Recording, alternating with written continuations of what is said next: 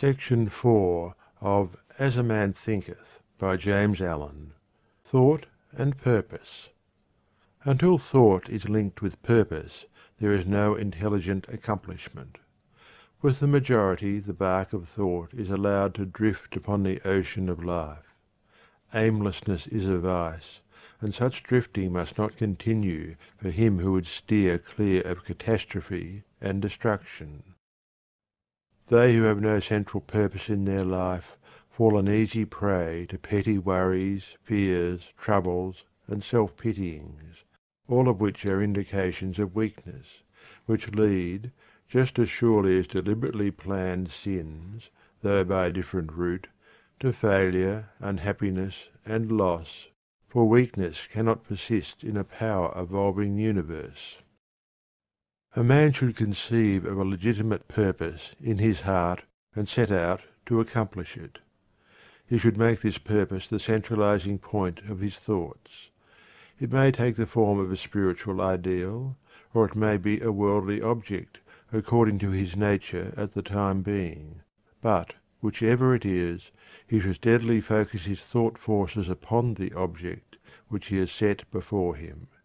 He should make this purpose his supreme duty, and should devote himself to its attainment, not allowing his thoughts to wander away into ephemeral fancies, longings, and imaginings. This is the royal road to self-control and true concentration of thought.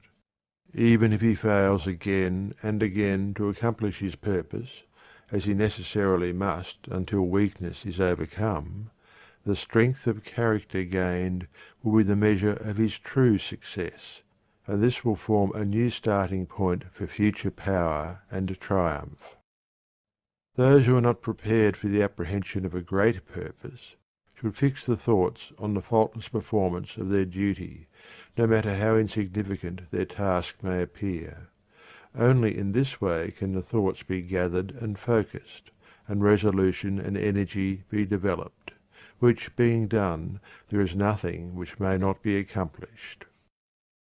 The weakest soul, knowing its own weakness, and believing this truth, that strength can be only developed by effort and patience, will, thus believing, at once begin to exert itself, and, adding effort to effort, patience to patience, and strength to strength, will never cease to develop, and will at last grow divinely strong. As the physically weak man can make himself strong by careful and patient training, so the man of weak thoughts can make them strong by exercising himself in right thinking. To put away aimlessness and weakness, and to begin to think with purpose, is to enter the ranks of those strong ones who only recognize failure as one of the pathways to attainment, who make all conditions serve them, and who think strongly, attempt fearlessly, and accomplish masterfully. Having conceived of his purpose, a man should mentally mark out a straight pathway to its achievement, looking neither to the right nor the left.